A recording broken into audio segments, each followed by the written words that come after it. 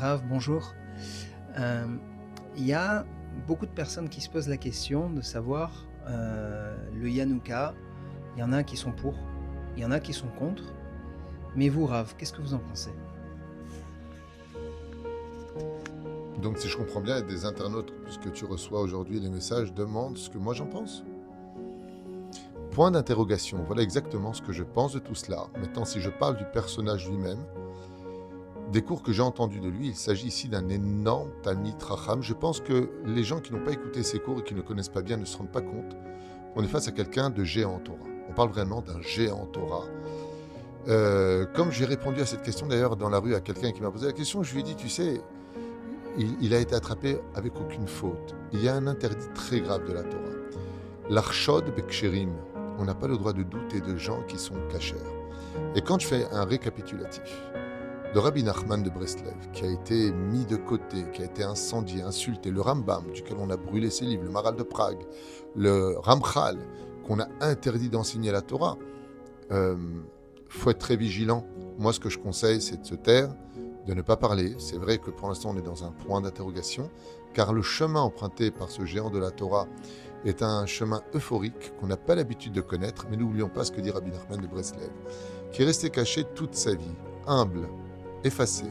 Et le jour où Dieu l'a dévoilé, il a dit « Je suis le plus grand de tous les tzadikim, j'ai dépassé Adam ». Dans le livre de Chaim Moharan, j'ai dépassé le niveau de Adam Arishon avant la faute. Quand le Rabbi a été dévoilé, il ne s'est pas caché.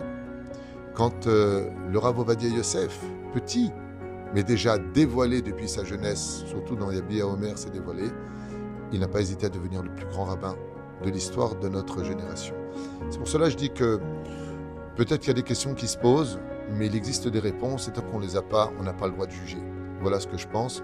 Que Dieu l'aide. Il a des projets qui sont assez magnifiques. C'est un homme qui représente pour moi quelque chose d'assez complexe. C'est bizarre, Yanouka.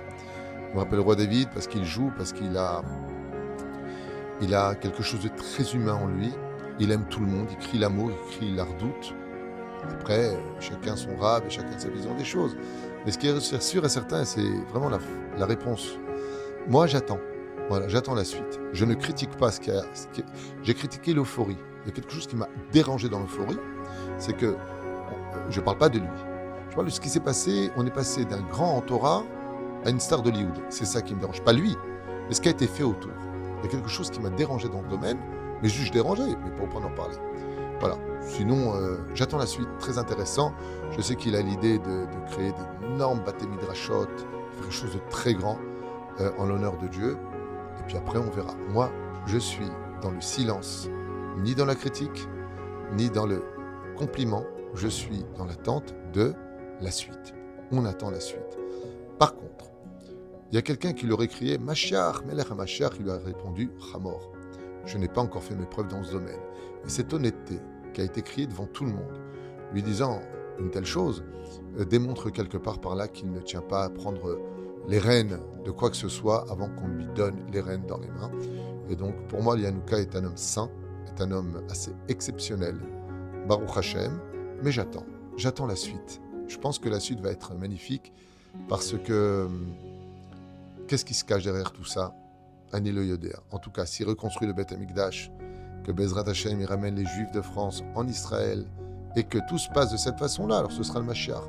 Et si ce n'est pas le cas, eh bien ce sera en tout cas un minimum un Rabbi Nachman en 2025 pour le bien-être de notre génération, parce qu'il a vraiment la douceur de Rabbeinu, la Torah de Rabbeinu, la chassidut du Rabbi. C'est un homme bien, Yanouka. Voilà ce que je pense.